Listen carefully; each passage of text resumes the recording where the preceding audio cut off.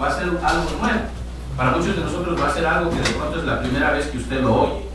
Y yo quiero que le pongamos atención por si acaso alguien le pregunta, por si acaso alguien le habla de este tema. Como iglesia tenemos que estar bien preparados a dar una respuesta bíblica. Yo no sé si usted está de acuerdo, pero yo quiero que esta congregación sea una congregación bíblica. Que no vivamos conforme a las costumbres y tradiciones del mundo. Que no vivamos enseñando las tradiciones de afuera, sino que todo lo que hagamos para Dios sea bíblico, ¿verdad que sí? Porque mire, las tradiciones no son malas, hay tradiciones y costumbres buenas, pero cuando una tradición o una costumbre nos aleja de la Escritura, ya no es tan buena. En estos días que se celebra la Navidad y todo esto, usted ve que la gente vive conforme a las tradiciones que nos enseñaron nuestros padres, y uno vive creyendo todo lo que nos dijeron de chiquitos, ¿verdad? Uno crece con eso y nos formamos manteniendo las tradiciones. La gente mismo lo dice. Estamos en esos días que hay que mantener, dice la gente, la tradición, ¿verdad que sí?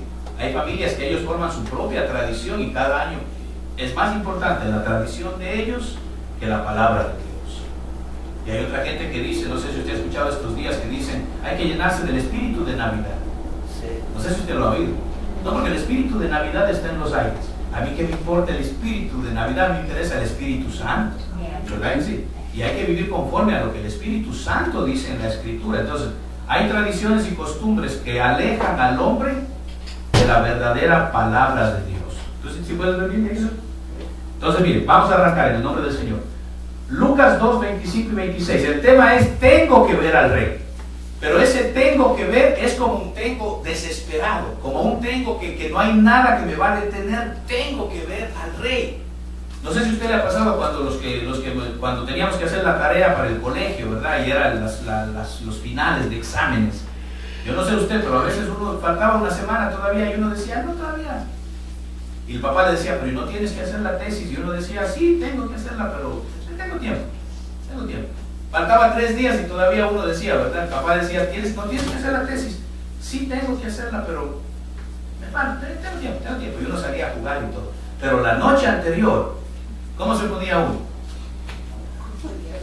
Ahí sí que tengo que hacerla, ¿verdad? Porque ya no hay de otra, no hay tiempo. O lo hago o pierdo el año. Entonces, en la vida hay un tengo, que cuando la gente dice, sí, yo tengo que hacer esto, es verdad. Yo debería hacer eso, pero usted ve que la gente no lo hace, ¿verdad? El tengo del que le hablo hoy es un tengo desesperado, y le quiero transmitir esto, iglesia, los quiero ir llevando para que usted y yo veamos cuando Dios llama a un ser humano, se convierte en una desesperación adentro por conocerlo a Él.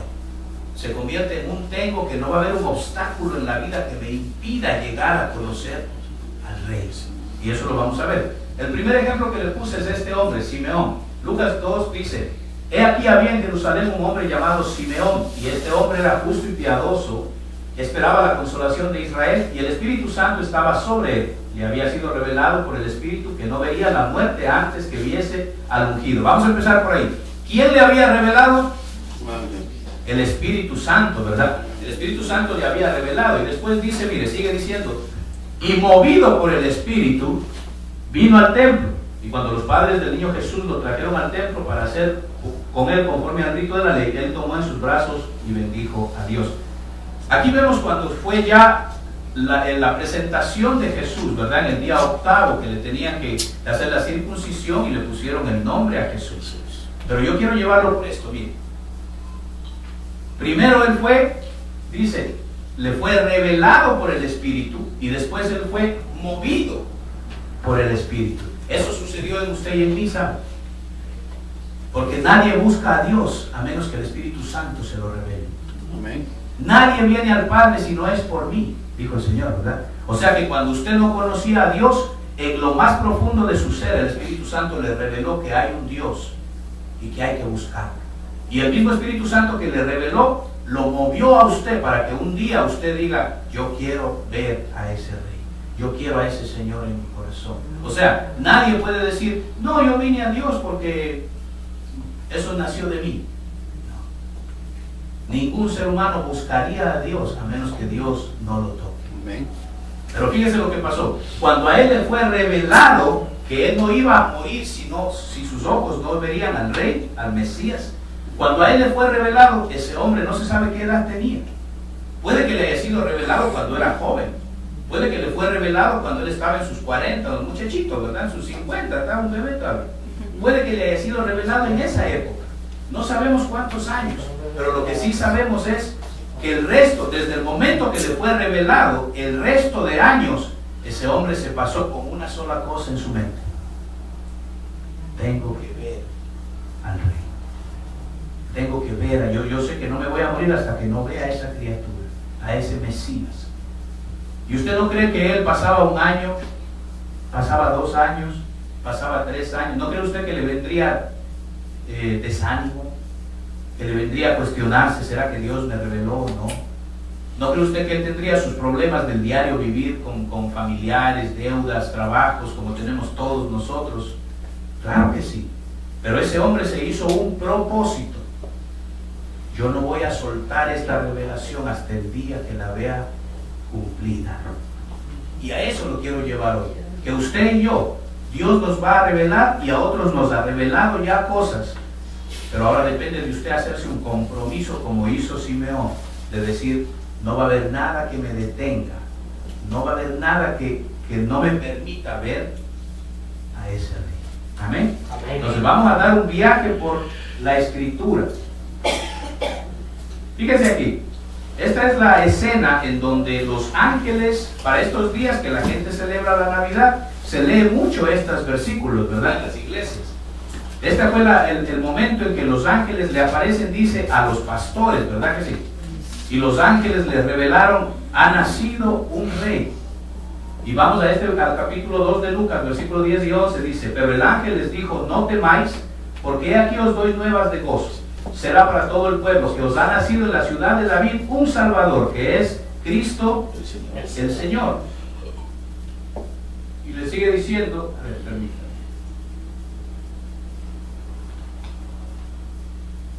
Entonces llega este momento en el que él dice que sucedió que cuando los ángeles se fueron al cielo, los pastores se dijeron los unos a los otros, pasemos pues hasta Belén.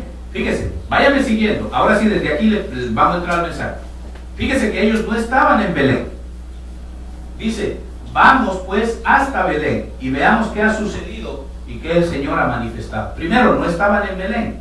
Usted no sé si ha visto películas en donde muestran que el ángel aparece y los pastores solo se dan la vuelta y ya ven al pesebre y van caminando para allá. No sé si ha visto así películas. Películas que no están conforme a la Escritura. Estos pastores primero no estaban en Belén. Ellos dicen, vamos hacia Belén.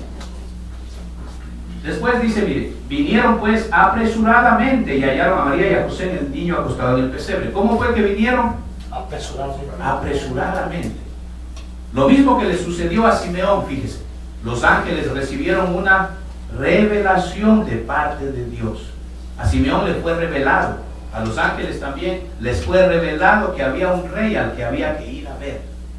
Y los pastores, le quiero enseñar, que estos no eran cualquier tipo de pastor. Eran pastores de una casta, de una clase privilegiada. Y ya le voy a explicar un poquito más sobre esto. Estos pastores eran los pastores que se llamaban los pastores del Migdal Eder. Los pastores del Migdal Eder eran pastores de una clase muy especial. Cuando se hablaba de Belén o de los alrededores, los montes alrededor de Belén, se hablaba de los corderos para el sacrificio del templo. Durante cientos de años y en los tiempos de Jesús se había designado a Belén y los montes alrededor de Belén, y le voy a hablar de un monte en específico, en donde eso era dedicado solo para criar los corderos que iban a ser sacrificados en el templo. O sea, de todo Israel solo se cogían los corderos para el templo de Belén. No se cogían, si eran criados en otros lados, no eran aceptables para el sacrificio del templo. En Miqueas 4:8, mire lo que dice. El profeta Miqueas profetiza acerca de los días de Jesús y dice, y tú, oh torre del rebaño, fortaleza de la hija de Sión, hasta ti vendrá el señorío primero. O sea, el señorío, el reino de Dios iba a venir primero. ¿A dónde? Dice, oh tú torre de rebaño, el reino de la hija de Jerusalén. Cuando en ese versículo menciona torre de rebaño, esa es la palabra Migdal Eder. De ahí sale esa palabra Migdal Eder, significa torre de rebaño. Ahora, sigue diciendo en Miqueas 5:2, pero tú, Belén Éfrata, pequeña, para estar entre las familias de Judá, de ti me saldrá el que será Señor en Israel, y sus salidas son desde el principio y desde los días de la eternidad. Miren, le voy a ir explicando aquí. Estos pastores a los que se les aparecieron los ángeles no eran pastores comunes. Cuando salían de la tribu de Leví, usted sabe que de la tribu de Leví iban a ser los sacerdotes, ¿verdad? Cuando ellos estaban en su juventud, antes de cumplir, los que han estado conmigo ya un tiempo, ¿a qué edad empezaban a servir los sacerdotes? Los 30, ¿verdad? Entonces ellos, hasta llegar a los 30, parte de la preparación era, y aquí escuchen, parte de la preparación de los levitas era pastorear las ovejas que se encontraban en Migdal Eder. Es decir, que estos no eran pastores cualquiera, eran pastores de la tribu de Leví, preparándose para el sacerdocio. Y tenían pastores, compañeros de trabajo, que les ayudaban, pero eran pastores que, aunque eran de otras tribus, eran consagrados para hacer el servicio del templo. Si usted saca cuentas cuántos corderos se necesitaban por año para todas las fiestas, solamente en la Pascua se sacrificaban miles de corderos. Entonces durante el año se necesitaban un montón de corderos, y todos ellos tenían que ser criados. Usted ha visto que dice la Escritura, que tenían que ser sin mancha, sin defecto, tenían que ser criados bien desde que nacían. Los corderos que eran designados para algún día ser sacrificados en el templo, tenían que ser bien cuidados desde que salían de la mamá. Tenían que ser cuidados para que no se lastimaran, no hubiera defecto, no tuvieran mancha. Fíjese, no eran cualquier tipo de pastor que criaban las ovejitas y ya. Estos cuidaban ovejas, corderos destinados para ser sacrificados en el templo. Y estos pastores eran los pastores que se llamaban los pastores de Migdal Eder.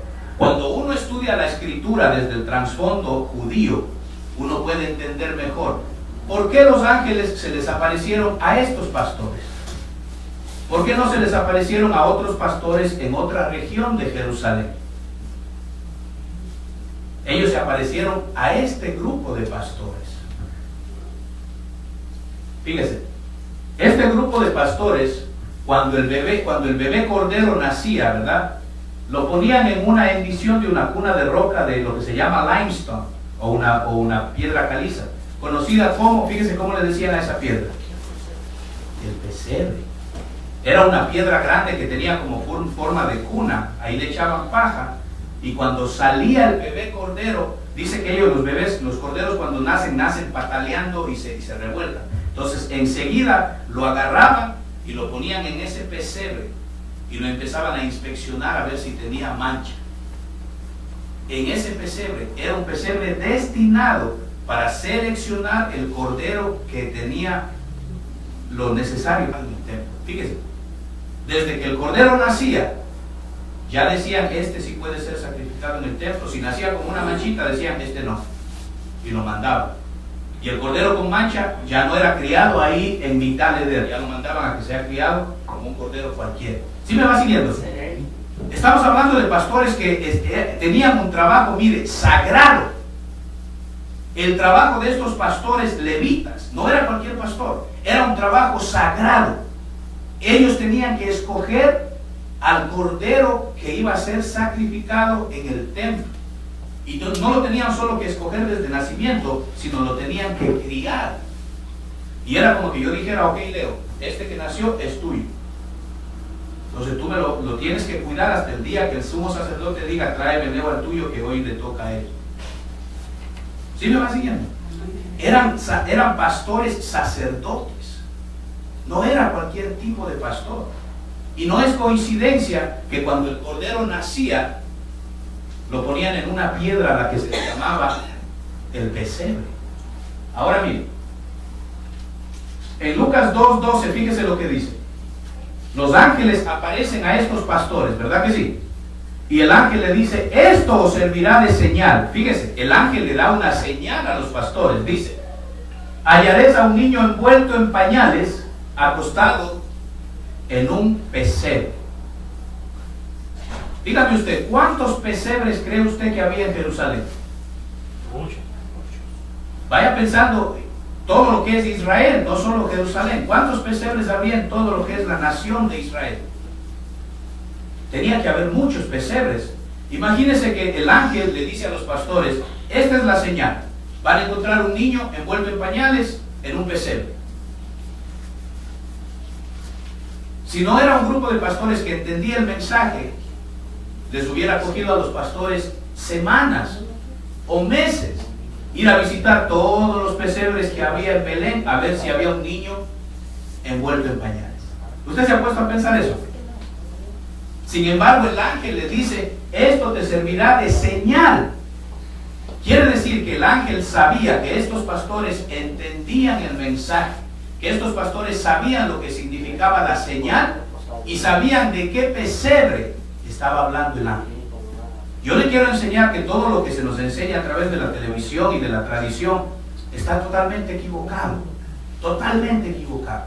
Pero cuando usted lo estudia con la Biblia y cuando usted se va al trasfondo histórico de lo que sucedía en Israel en los tiempos del nacimiento de Jesús, se puede entender dónde nació Jesús.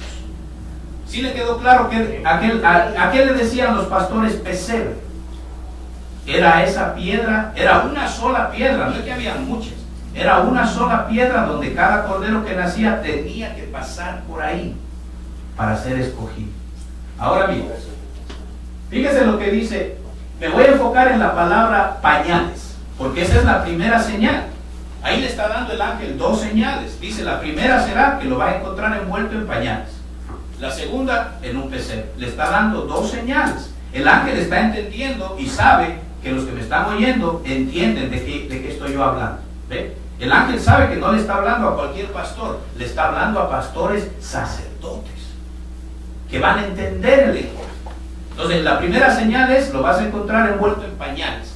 Cuando usted lo lee en español, ¿le parece a usted algo especial? Que a usted, que yo le diga, Moisés, te voy a enviar para que le des un regalo a un niño que esté envuelto en pañales. ¿Pero cuál de todos? Me vuelvo loco, ¿verdad? Porque ¿cuántos niños no hay envueltos en pañales? Me vuelvo loco y digo, bueno, ¿y a quién le doy el regalo? Sin embargo, esa es la primera señal. Quiere decir que los pastores entendían qué significaba esto de los pañales. Los pastores no preguntaron, bueno, ángel, está muy bonito eso, pero danos dirección, por lo menos dirígenos. Nos vamos para el norte, para el sur, para el este. ¿A qué ciudad vamos? Por lo menos danos algo, ¿verdad? No, los pastores dicen que apenas el ángel desapareció, ellos sabían a dónde tenían que ir. ¿Qué dijeron los pastores? Vámonos a Belén. ¿Cómo ellos sabían que el niño estaba en Belén? ¿Cómo ellos sabían? Por la profecía. ¿Verdad que sí? Porque eran pastores sacerdotes. Eran pastores que estudiaban la escritura, se estaban preparando para el sacerdocio y conocían que dónde iban a ser el Mesías, en Belén. Pero había mucho más que eso. Ellos estaban como a 1 hora de Belén, caminando a paso rápido, porque dice que fueron apresuradamente. Estaban como a 1 hora de Belén. Pero hay algo más que yo le quiero enseñar en la escritura que tiene que ver con los pañales. En griego, en el Nuevo Testamento, esa palabra pañales es esparganao. Fíjese lo que dice. ¿Qué significa esa palabra esparganao? Significa atar o envolver con tiras, fajar a un infante según la costumbre oriental, o envolver en pañales. Entonces, cuando usted lo estudia así del griego nada más, como que no le va a haber mucho significado. Como que dice, bueno, pañales, envuelven a un niño, no le veo nada del otro mundo. Pero mire, le quiero enseñar la versión King James en inglés. En inglés se va a entender mejor. Mire lo que dice. And this shall be a sign, una señal unto you. You shall find the baby wrapped in swaddling clothes, lying in a manger. Swaddling clothes es diferente de pañales. Esa palabra, cuando se va al paralelo hebreo, la palabra pañales no significa lo que usted y yo entendemos por pañales, los pañales de un bebé. Y le quiero enseñar lo que significa. Esa palabrita swaddling clothes significa esto, mire, paños de muerte o pañales de muerte. En el hebreo original, cuando usted ve lo que los ángeles dijeron, encontrarás al niño envuelto en los pañales de muerte. ¿Y cómo ellos entendían el mensaje? Ellos entendían ese mensaje y le voy a explicar. Ahora sí, agárrese bien los... Aquí no hay cinturón. Había una costumbre hebrea que se practicaba en los tiempos de Jesús, cuando la gente hacía viajes larguísimos. Usted ve cómo José con María tuvieron que dar un tremendo viaje para ir al lugar donde José había nacido, ¿verdad que sí? Váyame poniendo atención. Había una costumbre que viajaban en familia y en caravanas. Pero ¿qué pasaba? Que a veces en los viajes que eran largos, a veces eran días, a veces semanas, a veces meses, cuando algún familiar se moría, ¿qué hacían ellos con ese familiar? Digamos que estaban viajando, qué sé yo, le pongo un ejemplo, de Nueva York a Washington, pero era a pie. Y de momento se le muere un familiar. ¿Qué hacían? ¿Lo enterraban ahí o cargaban con el familiar?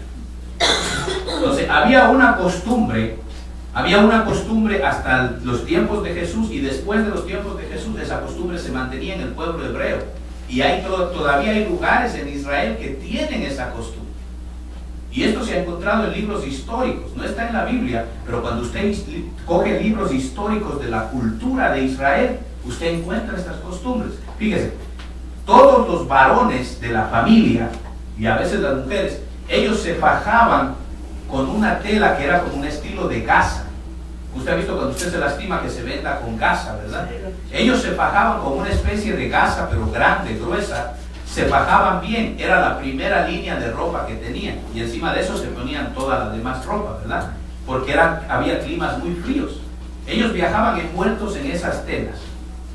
Cuando moría un familiar, los varones se quitaban esas telas, esas fajas, y con esas fajas todos los varones de la familia envolvían al muerto. Wow. Y seguían viajando, pero se llevaban a su muerto para poderlo sepultar en un lugar donde ellos iban a sentarse. Y ellos tenían algo así como no como los egipcios, pero algo parecido, para que no apestara el muerto en los días del viaje. Lo forraban con esas fajas y con mirra, porque la mirra mata el olor del muerto.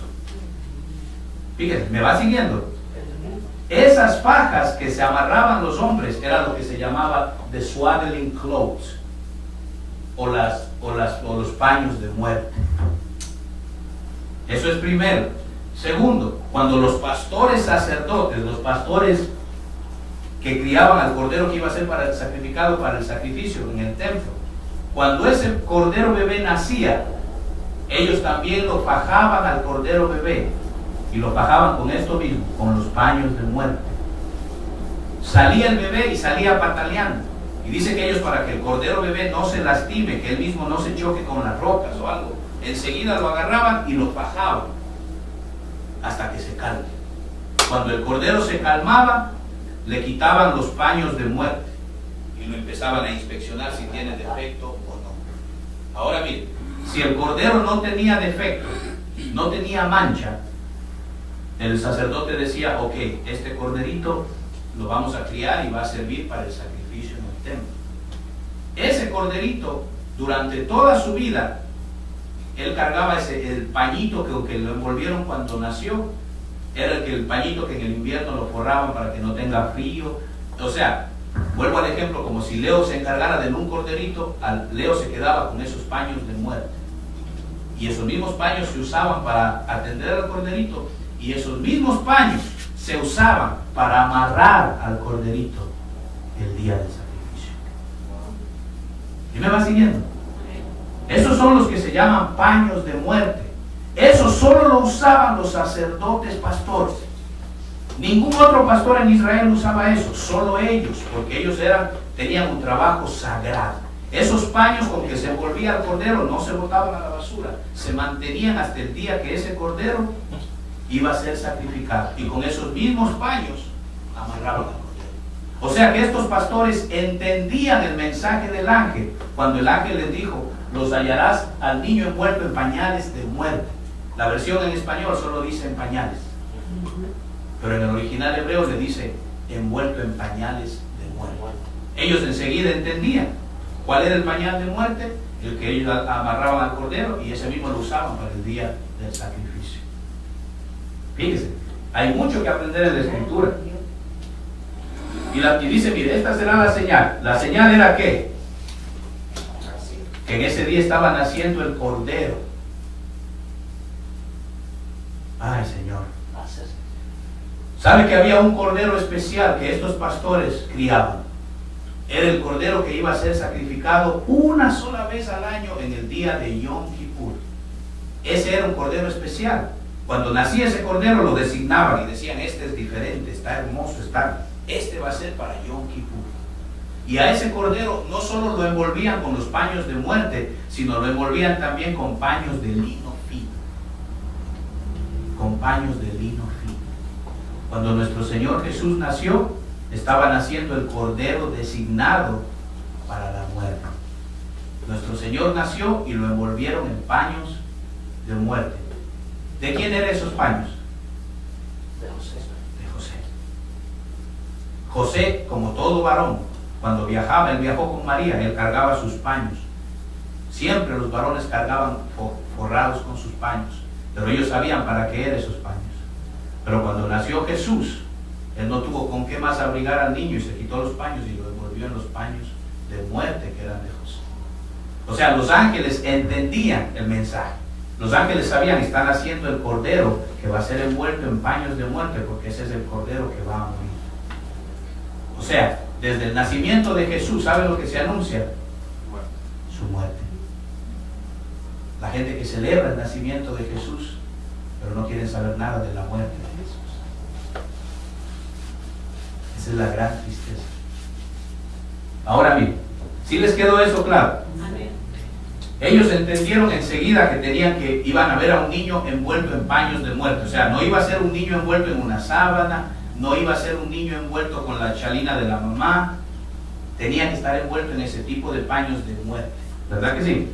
Ahora bien, el pesebre que se usaba para la inspección del cordero recién nacido estaba en ese lugar que yo le mostré, que se llama la torre del rebaño, o la torre que se llama Migdal Eder. Esa es una torre real, que todavía las reliquias de esa torre se encuentran en la parte de afuera de Belén, que antes se llamaba Belén Efrata. Belén Efrata ya no está donde hoy está Belén, la ciudad se ha ido como moviendo. Y la Belén antigua, que se llamaba Belén Efrata, ahí todavía está esa torre. Hay reliquias de esa torre que se llamaba Migdal Eder. En esa torre estaban, en el pesebre, bien, al pesebre, a esa torre, hágase de cuenta, está la torre, había diferentes departamentos para el sacerdocio, pero la parte de abajo era como un establo. Y ahí estaba esa piedra donde se ponía al cordero recién nacido. Era el único lugar donde se ponía al cordero recién nacido. Y entre los pastores de Migdal Eder era conocido como el pesebre.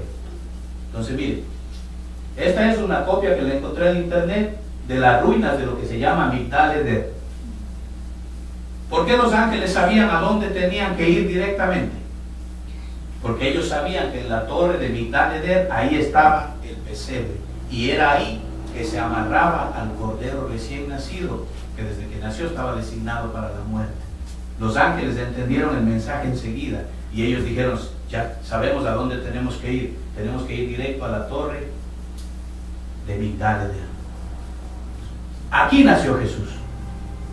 Pero ¿sabe por qué no se sabe nada de esto? Porque la tradición de la iglesia popular, ellos pusieron una iglesia que dice la iglesia de la Natividad, y ahí tienen un lugar que le dicen a la gente, aquí nació Jesús. ¿Usted sabe cuánta gente al año va por ahí? ¿Y cuánto dinero entra ahí?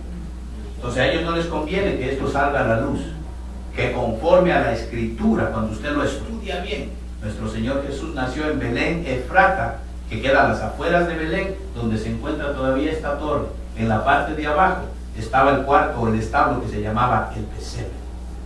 Por eso es que ellos supieron a dónde ir. El ángel dijo, encontrarán a un niño envuelto en pañales de muerte, acostado en el pesebre. O sea que no era el mensaje, no era en un pesebre. Cuando lo traducimos literalmente dice, lo hallarán acostado en el pesebre. ¿Sí se ve la diferencia?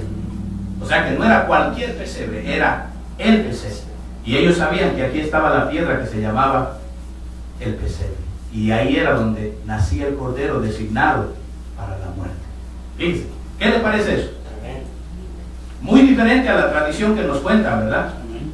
Muy diferente. Y estos ángeles tan pronto los pastores tan pronto recibieron la revelación del ángel, enseguida movidos por Dios, ¿qué dijeron ellos? Tenemos que ir a ver a ese rey. Ellos, fíjense, aquí le cambio un poquito el tono. Ellos corrían el riesgo hasta de morir, porque ellos no podían abandonar el rebaño sagrado. Ese era un rebaño preparado para el templo, no era cualquier rebaño de ovejas. Sin embargo, ellos, en el momento de la revelación, decidieron dejar todo, aún corriendo riesgo de que los maten por haber hecho eso.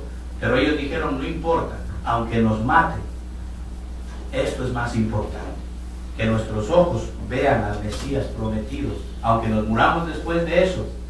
Y de esos pastores no se ha vuelto a saber más. En la escritura no los mencionan más. No sabemos qué pasó con ellos. Pero ellos dijeron como Simeón, aunque me maten después que yo vea al Mesías, gloria a Dios. Para ellos eso se convirtió en lo más importante que su trabajo, que su oficio. Ellos podían decir, no, si soltamos las ovejas ya no podemos ser sacerdotes, nos van a echar del sacerdocio. Y el que era echado del sacerdocio o lo mataban o lo desterraban. ¿Sí me entienden? Sí. Estos pastores corrían el riesgo de perder su vida, pero no les importó con tal de ir a ver al rey. Se volvió un tengo que ver al rey. Se volvió un no me va a detener ni mi trabajo, ni mi posición, ni el título que tengo. No me va a detener nada de eso porque he recibido una revelación de arriba y tengo que ver al rey.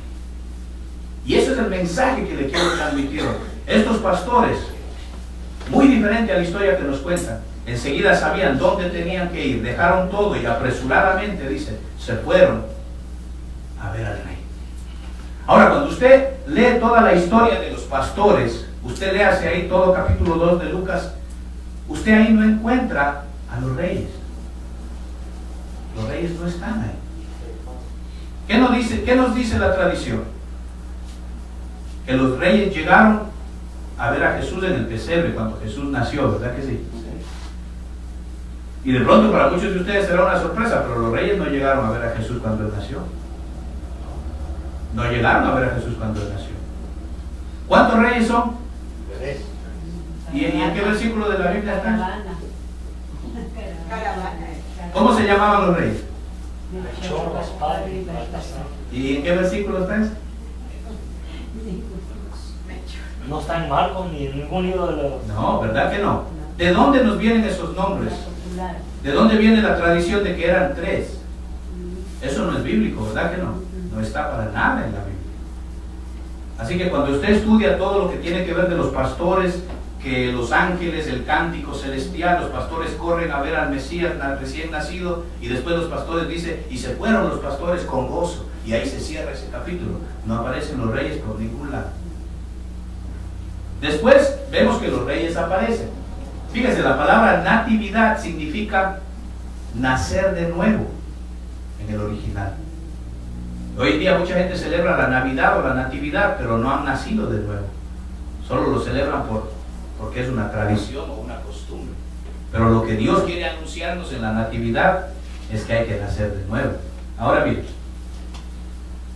vamos ahora a irnos a los reyes de Oriente.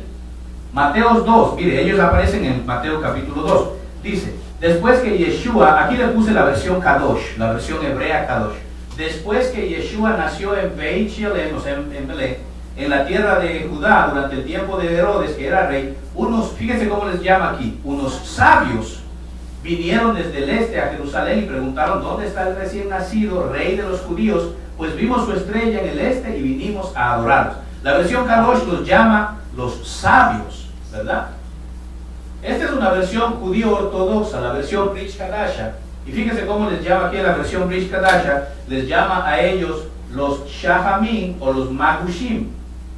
Vinieron de la tierra del oriente, dice, a Jerusalén unos Magushim.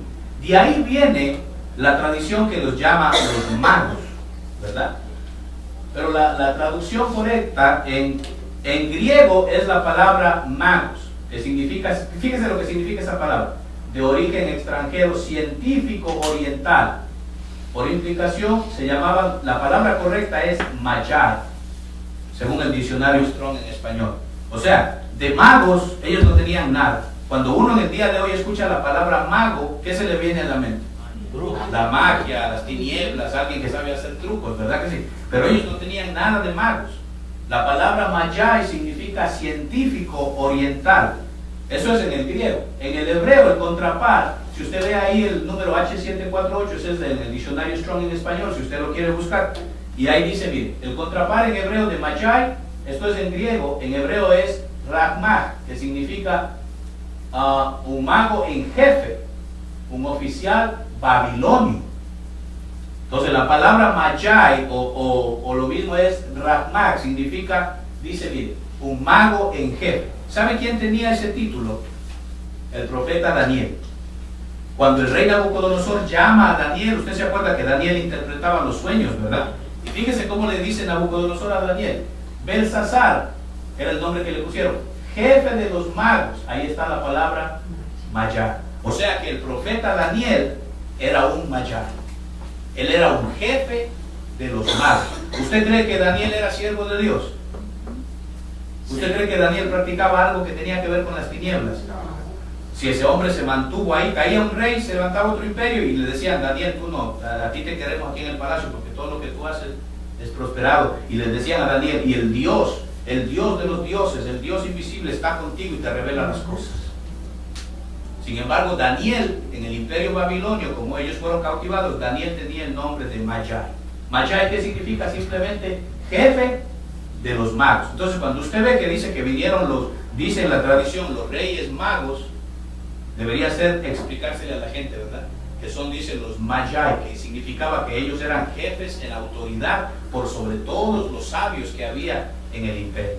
Ahora bien, esta gente no eran tres, ¿verdad que no? La Biblia dice que cuando ellos llegaron se escandalizó todo Israel. O sea que cuando ellos llegaron, eso fue que todo el mundo se enteró que llegaron. Todo el mundo se dio cuenta que llegaron. Cuando uno estudia las fuentes históricas, sobre todo los libros que se han encontrado en Persia, hablan de este viaje que hicieron estos magi para ir a ver al que ellos llamaban el Mesías. Entonces la Biblia no lo dice, pero está escrito en libros históricos de Persia que se han encontrado, que dicen que eran por lo menos 100 magi que salieron en una caravana. O sea que mínimo eran 100 magi.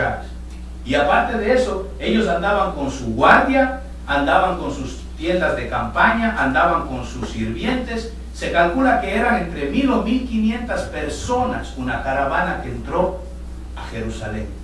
Por eso es que dice que se sorprendió todo Israel y todo Jerusalén, y Herodes mismo se asustó viendo a tanta gente. Ahora, estos magi eran gente de influencia, de dinero, de realeza. Tenían mucha autoridad. Ellos tenían, cuando uno los estudia, tenían su propio ejército. Y dice, mire, eran los más poderosos del Medio Oriente, realeza persa, y ellos tenían una función. Ellos proclamaban y afirmaban reyes. Y si el rey no les caía bien, ellos iban y lo destronaban al rey. Háblese de un rey del imperio romano, del imperio persa, en cualquier imperio, estos magi eran temidos, porque decían que tenían poderes sobrenaturales. Pero lo único era que ellos eran gente temerosa de Dios. Fíjese, cómo los magi, siendo gente de Persia, cómo ellos sabían que el rey iba a nacer en Belén. ¿Cómo cree usted que ellos sabían la escritura? ¿Se acuerda cuando Herodes les pregunta? Ellos se sabían la escritura. ¿Cómo ellos sabían que tenían que hacer un viaje a Belén? Que ahí es que iba a nacer el Mesías. ¿Cómo ellos sabían que había un Mesías? Si no es la cultura de ellos son de cultura persa, creen en otros dioses. ¿Cómo ellos esperaban a un rey de los judíos? ¿Ve? Porque cuando Daniel estuvo ahí, Daniel enseñó lo de Dios. Y se formó una escuela de Daniel que iba pasando de generación en generación. Aunque eran persas, eran gente que temía al verdadero Dios. Y estos Magi les tenían temor, porque cuando ellos venían y le decían a un rey, tu reino te es quitado, mire, le era quitado el reino. Y cuando llegaban y decían, este es establecido como rey, se mantenía como rey. Por eso es que cuando llegan donde Herodes, dice que Herodes tembló, porque Herodes dijo, y estos me vienen porque ya yo soy rey, me vienen a quitar. Y uno de los títulos de Herodes era rey de los judíos. Él mismo se había puesto ese título, rey de los judíos. Pero cuando llegan los Magi le dice, hemos venido a adorar al que ha nacido rey de los judíos. ¿Qué le estaban diciendo a Herodes? Tu reino te es quitado. Por eso dice que Herodes tembló, dice la Biblia. Se asustó, dicen otras versiones. Porque al ver llegar a estos Magi, Herodes sabía lo que venía. ¿Por qué usted cree que el imperio romano no detuvo a estos Magi? Los romanos podían haberlos parado en las afueras de Israel y decirle, ¿a dónde? ¿A dónde? Si ustedes son de Persia, ¿a dónde va tanta gente? No hay cama para tanta gente. Pero nadie los detuvo, porque tenían autoridad. Ni Roma se atrevía a meterle mano a ellos, fíjense. O sea, estamos hablando de gente de autoridad, que vinieron más de entre 1000 o 1500 personas y venían a ver al rey. Se calcula que viajaron 1200 millas por el desierto de Arabia.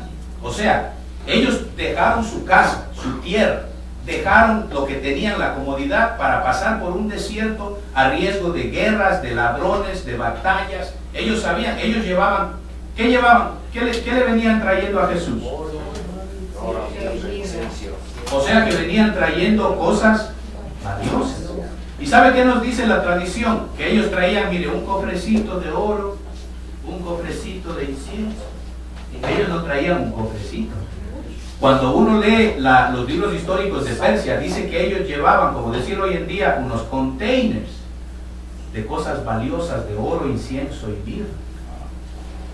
Eso es algo tremendo, ¿sabe? Ellos sabían que viajando con todo eso, corrían el riesgo de ladrones, de guerras, de muerte. Pero a ellos les fue revelado por Dios. Aunque conocían la palabra, fíjese, escúcheme aquí.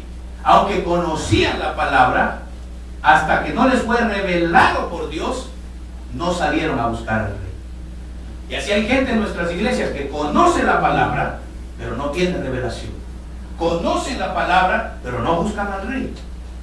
Conocen la escritura, pero no tienen ese hambre de ver al rey, de verlo moverse en su vida, de verlo realmente de tú a tú, de conocerlo más. Estos reyes, al igual que los pastores, estos reyes recibieron revelación y les fue dada una señal. ¿Cuál era la señal? Dice que les fue dada una estrella. ¿Pero usted cree que esa era una estrella? Si era una estrella que se paraba, los dirigía, se movía de un lado para el otro. Cuando ellos descansaban, la estrella descansaba. Cuando ellos volvían a caminar, la estrella volvía a caminar. Eso no era una estrella. Eso era un ángel dado de Dios.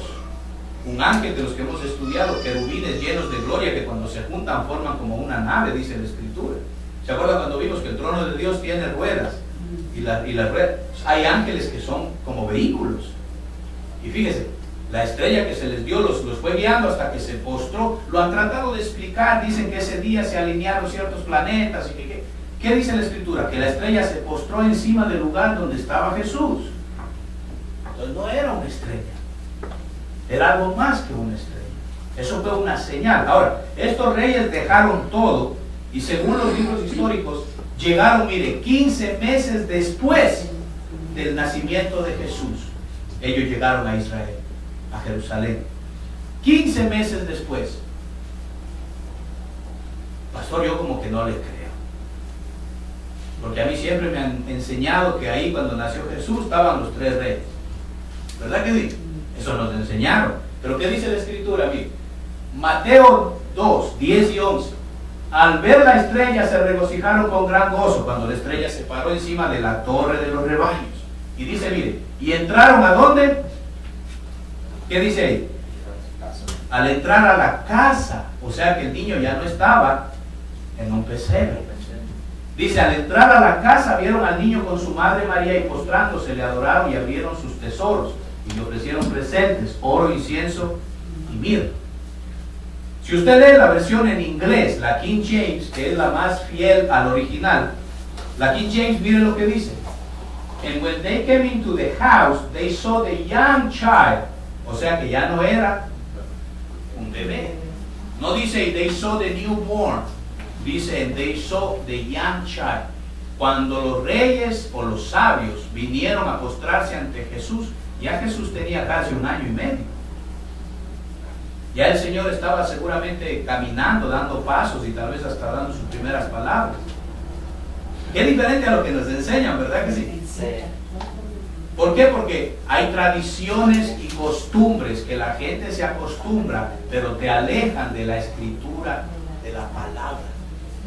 Por eso que yo digo, hay tradiciones buenas, pero si usted ve una tradición, una costumbre que lo está sacando a usted de la iglesia, hay que mejor soltarla. Porque yo prefiero lo de Dios que lo que no es de Dios. ¿Verdad que sí? ¿Están de acuerdo conmigo en eso? Ellos le dieron 3 regalos al Señor y cada regalo era un regalo profético. Oiga, a mí me da pena que hasta usan estos regalos y eso para sacarle plata a la gente. Dan unos mensajes, pero todo es, tienes que darle al Señor oro, tienes que darle al Señor esto, tienes que darle, y todo es, mire. Y a mí me da pena que manoseen la palabra así, de verdad. Pero bueno, mire, son 3 regalos proféticos. Primero está el oro. El oro era un presente que solo se le daba en esos tiempos al rey. El incienso era un presente que solo se le daba al sacerdote. Y la mirra era un regalo que se le daba para ungir en la sepultura de un noble, ya sea rey o sacerdote. Ahora acuérdese, ¿quiénes son los que traen estos regalos? No son cualquier gente, ¿verdad que no? Son gente que quitaba o ponía reyes. Son gente que cuando decía tu reino te es quitado, se lo quitaban. Pero aquí que están viniendo ellos a establecer el reinado de nuestro Señor Jesús. El primer presente es oro, porque Jesús es rey. No es que va a ser, ¿verdad? Él es, siempre fue y será. Le vinieron a dar un regalo reconociendo su... El segundo regalo, incienso. Le vinieron a dar un regalo reconociendo su sacerdocio. Porque ahora usted y yo somos sacerdotes según la ley de Melquisedec, venimos de la línea de Jesús, ¿verdad que sí? Pero fíjense la diferencia en el tercero. El tercero ya no es un presente, el tercero es un regalo. ¿Por qué será? ¿Cuál es la diferencia de presente y regalo?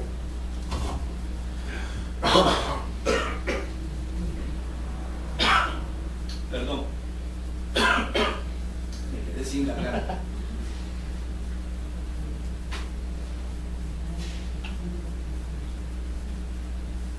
¿Cuál será la diferencia?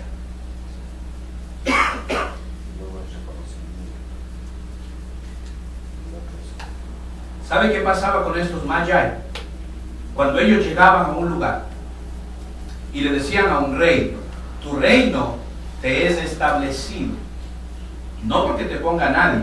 Acuérdense que estos no eran gente del mundo, estos magi estaban conectados con Dios. Ellos venían a hablar de parte de Dios. Pero ¿sabe qué pasaba? Cuando venían y le decían a un rey, tu reino te es establecido. ¿Sabe que ellos le decían, cuenta con nosotros desde hoy? Mientras tu reino dure, cuenta con nosotros. Eso se llama un presente.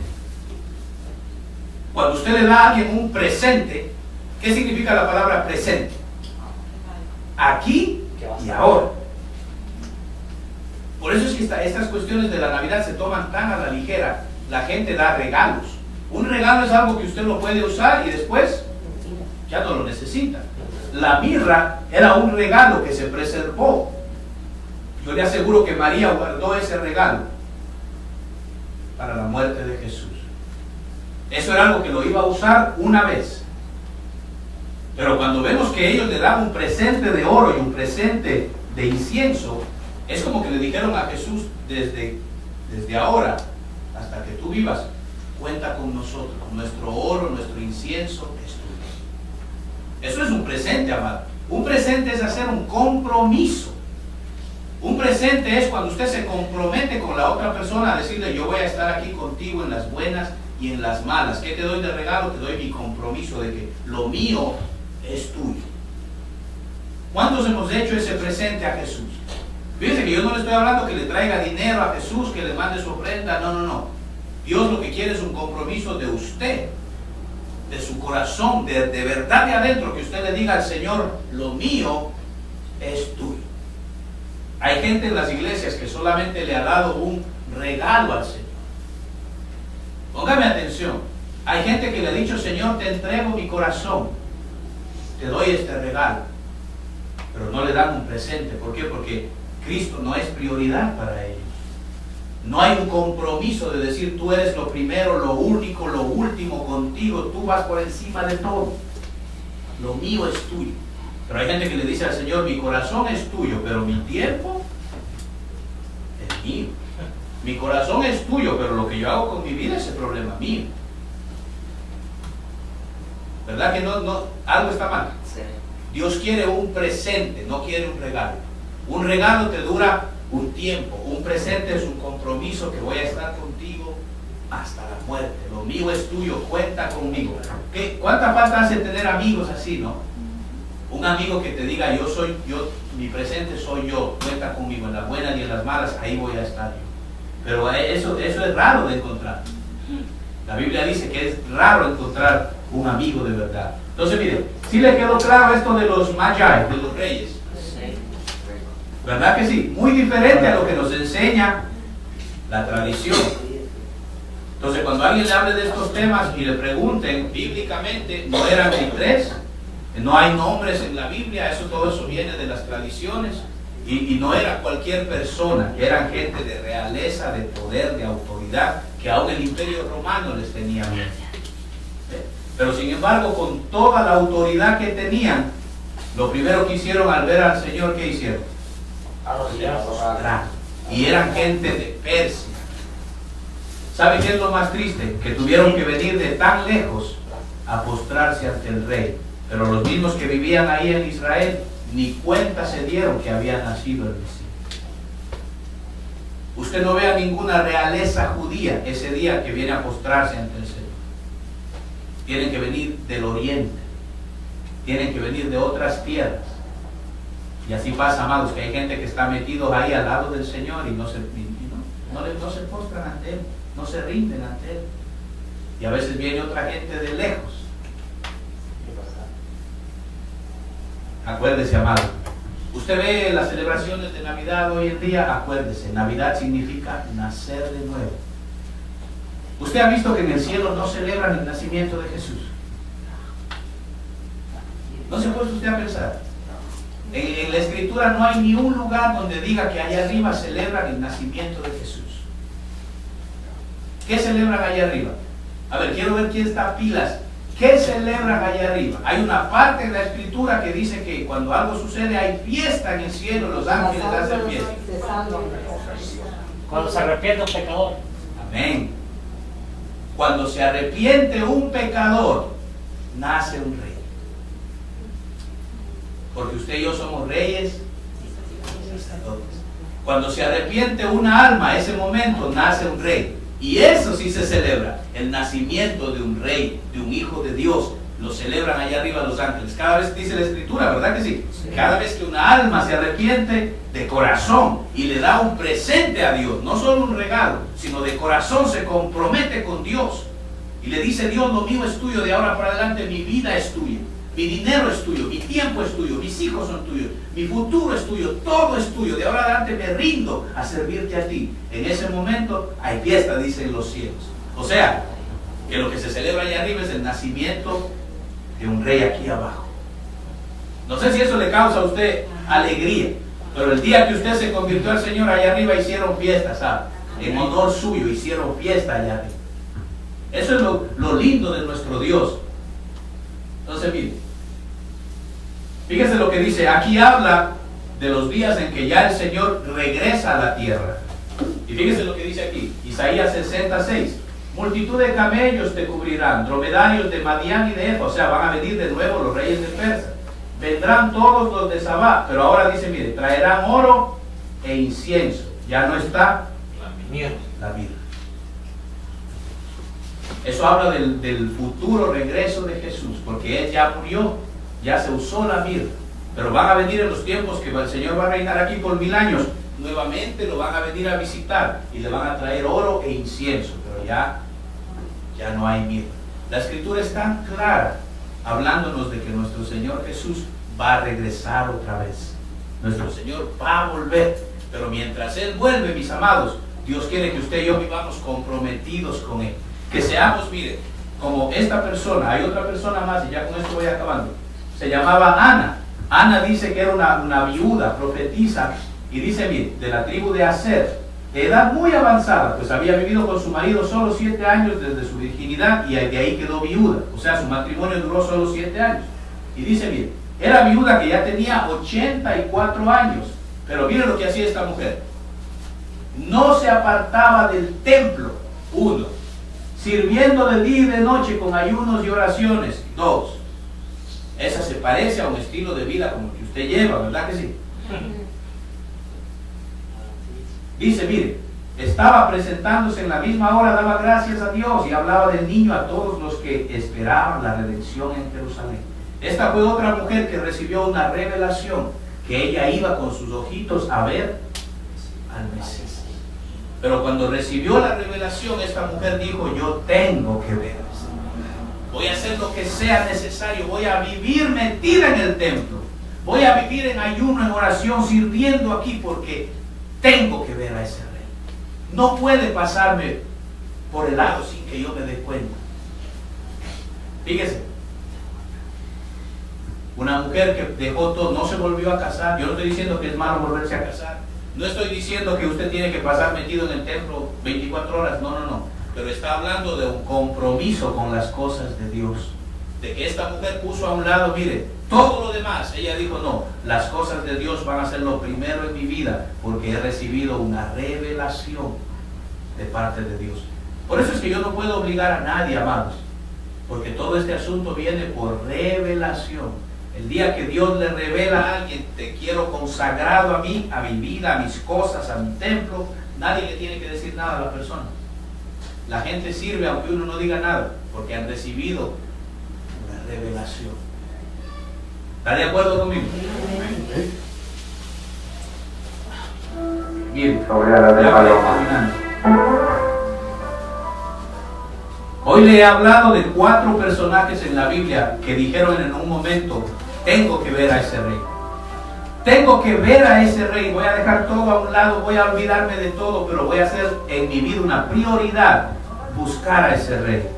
Le he hablado, mire, primero de Simeón, después vimos a los reyes sabios, a los pastores y a Ana.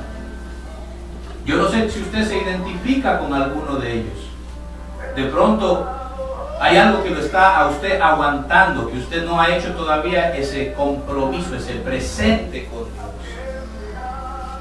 O usted solo le ha dado un regalo a Dios. Señor, te doy mi corazón, pero lo demás es mío. Y el Señor nos dice en esta mañana, no, yo quiero todo. Yo quiero todo de ti. Estas 4 personajes que hemos visto, mire, dejaron toda su familia, su riqueza, su tierra. Los reyes abandonaron todo para ir a ver al rey. Los pastores, a riesgo de que les quiten la vida, sabían que los podían matar por dejar el rebaño sagrado, pero sin embargo corrieron porque querían ver al rey que había nacido. Eso nos habla, mis amados, de un deseo profundo de conocer a Dios. ¿Tiene usted ese deseo profundo de conocer a Dios? ¿Tiene usted ese deseo de que está dispuesto a dejarlo todo de un lado con tal de ver al rey? ¿O hay cosas que de pronto usted dice, no, yo quiero ver al rey, pero o sea, hay que gozar la vida, hay que hacer esto, hay gente afuera que dice, ¿verdad? Eso es para los ancianos, yo voy a la iglesia cuando sea viejo. ¿Estamos nosotros poniendo tradiciones y costumbres antes que a Dios? ¿O estamos poniendo a Dios primero? Las tradiciones y las costumbres, si uno no las cuida, crecen y de pronto no lo van a matar. Yo no le voy a decir que porque usted se va a una reunión de Navidad o porque usted puso su arbolito que se va a ir al infierno, no, para nada. Usted puede, si usted lo hizo de viaje, ¿verdad? Eso. Pero sabe que cuando uno no controla las tradiciones y las costumbres, de momento se van a ver feo en la vida de un cristiano. Es como los pelitos que le sale a uno en la nariz. que si uno no se los cuida, no lo van a matar, pero se ve feo. ¿Verdad que sí? Yo trabajaba con un familiar mío hace años, sentadito al lado mío, y una vez conversando yo lo miré y dije, wow, tenía un monte saliendo de aquí. Y desde ese día yo me empecé a chequear yo dije, wow, qué cosa tan fea. Las tradiciones y las costumbres no lo van a matar, hay tradiciones buenas, es lindo la familia, es lindo todo eso, no hay problema. Pero ¿sabe dónde está el peligro? Que mientras usted más se consagra a Dios, ya no puede cargar las tradiciones y las costumbres, porque ya se le van a ver feo. Se le van a ver feo. La misma gente de afuera empieza a cuestionar, bueno, ¿y este? ¿Es de acá o es de acá? Y nuestro Señor Jesús nos va a pedir cuentas en un día. ¿Qué hicimos? Dios quiere, amados, un presente, no un regalo. Y presente quiere decir, Señor, estoy aquí todos los días de mi vida hasta el fin de mis días, lo mío es tuyo, me consagro a ti. Voy a renunciar a todo lo demás. Quiero vivir una vida consagrado para ti. Como hicieron estos personajes, Simeón, los pastores, los sabios y Ana la profetisa. Cierro diciéndole esto. Usted ha recibido una revelación de parte de Dios de que tiene que buscarlo a Él. Le ha sido revelado en su espíritu de que hay que buscarlo a Él por encima de todas las cosas. La Sagrada Escritura dice, ¿verdad? Buscar el reino de Dios primero. Todo lo demás, si es que es la voluntad de Dios y en su tiempo, todo lo demás viene. Pero a Dios lo que le interesa ver en usted es si me estás buscando a mí primero. Eso es lo que le interesa a Dios. A Dios lo que le interesa es mirar abajo y decir, este es mi Hijo amado, en Él tengo complacencia. Amén. Vamos a estar de pie. Le voy a rogar que cerremos nuestros ojitos.